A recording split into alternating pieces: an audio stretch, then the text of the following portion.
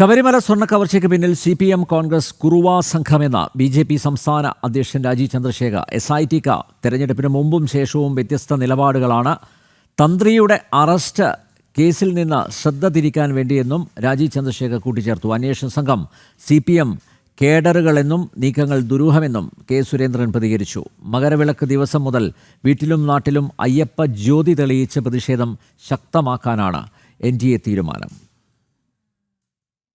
ശബരിമല സ്വർണ്ണക്കവർച്ചാ കേസിൽ തന്ത്രി കണ്ഠരര് രാജീവരെ അറസ്റ്റ് ചെയ്തതിന് പിന്നിൽ അന്വേഷണം അട്ടിമറിക്കാനുള്ള ശ്രമമെന്നാരോപിച്ചാണ് BJP NDA നേതാക്കൾ മാധ്യമങ്ങളെ കണ്ടത്. ഉണ്ണികൃഷ്ണൻ പോറ്റി സോണിയാഗാന്ധിക്കും പിണറായി വിജയനും ഒപ്പം നിൽക്കുന്ന ചിത്രങ്ങൾ ഉയർത്തിക്കാട്ടി കൊള്ളയ്ക്ക് പിന്നിൽ CPM കോൺഗ്രസ് കുറുവ സംഘമെന്ന ആരോപണം. ഈ കുറുവ സംഘം ആണ് പോറ്റിന്റെ പിന്നിലും പോറ്റിനെ പ്രോത്സാഹിക്കുന്ന സോണിയാഗാന്ധിജിയും കോൺഗ്രസിന്റെ മുതിർന്ന നേതാവായ സോണിയാഗാന്ധിജിയും LDFന്റെ മുതിർന്ന നേതാവായ ബഹുമാനപ്പെട്ട മുഖ്യമന്ത്രിയും. അപ്പോൾ CPM കോൺഗ്രസ് കുറുവ സംഘം ആണ് ഈ കൊള്ളയുടെ പിന്നിൽ. അപ്പോൾ ഇതിന്റെ അന്വേഷണമാണ് നടക്കേണ്ടത്. കടകംപള്ളി സുരേന്ദ്രനും PS പ്രശാന്തിനുമെതിരെ ഉണ്ണികൃഷ്ണൻ പോറ്റി മൊഴി നൽകിയിട്ടും തെളിവുണ്ടായിട്ടും അറസ്റ്റില്ല. തന്ത്രിയുടെ അറസ്റ്റ് ജനശ്രദ്ധ തിരിക്കാനും കോൺഗ്രസ് CPM നേതാക്കന്മാരെ സംരക്ഷിക്കാനുമെന്ന് സംശയം. ദേവസ്വം ബോർഡിനും ദേവസ്വം മന്ത്രിക്കുമാണ് ദേവസ്വം സ്വത്തുക്കളുടെ സംരക്ഷണ ചുമതലയെന്നിരിക്കെ ആചാരപരമായ അധികാരം മാത്രമുള്ള തന്ത്രിയെ എങ്ങനെ അറസ്റ്റ് ചെയ്യും? തന്ത്രി സാമ്പത്തിക നേട്ടമുണ്ടാക്കിയതായി റിമാൻഡ് റിപ്പോർട്ടിൽ പറയുന്നില്ല. പക്ഷെ 120B എങ്ങനെയാണ് നിങ്ങൾ തന്ത്രിയുടെ പേരിൽ എടുക്കുന്നത്? 120B ഗൂഢാലോചന എടുക്കുമ്പോൾ എന്താ മോട്ടീവ്?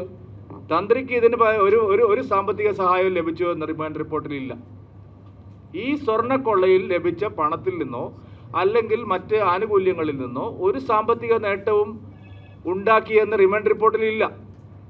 കടകംപള്ളി സുരേന്ദ്രൻ ഇതിൻ്റെ ഫൗണ്ടർ ഓഫ് ദി കോൺസ്പിറസിയാണ്. അദ്ദേഹം അവിടെ ഇരിക്കുമ്പോഴാണ് ഈ തട്ടിപ്പ് മുഴുവൻ നടക്കുന്നത്. അദ്ദേഹവുമായി നിരവധി ഇടപാടുകൾ, അത് വ്യക്തിപരമായും സാമ്പത്തികമായുമുള്ള നിരവധി ഇടപാടുകളെ സംബന്ധിച്ചുള്ള ചോദ്യങ്ങൾ SIT ഉന്നയിച്ചതാണ്. പക്ഷേ എന്തുകൊണ്ട് കടകംപള്ളിയിലേക്ക് അറസ്റ്റ് പോകുന്നില്ല? എന്തുകൊണ്ട് പ്രശാന്തിലേക്ക് പോകുന്നില്ല? എന്തുകൊണ്ട് ശങ്കർദാസിലേക്ക് പോകുന്നില്ല? നിലവിലത്തെ ദേവസ്വം മന്ത്രി VN വാസവന്റെ ഉത്തരവാദിത്വത്തെക്കുറിച്ചോ കോടതി സംശയം പ്രകടിപ്പിച്ച അന്താരാഷ്ട്ര വിഗ്രഹക്കടത്ത് സംഘത്തിന്റെ പങ്കിനെക്കുറിച്ചോ അന്വേഷണമില്ല.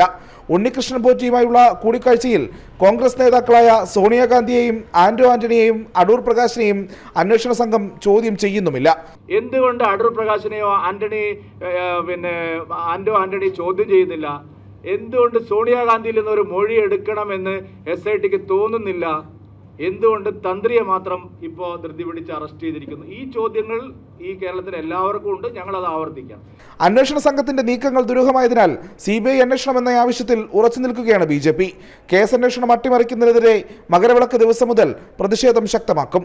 വീട്ടിലും നാട്ടിലും അയ്യപ്പ ജ്യോതി തെളിയിച്ചാണ് പ്രതിഷേധത്തിന് തുടക്കമിടുന്നത്. ജനം, തിരുവനന്തപുരം.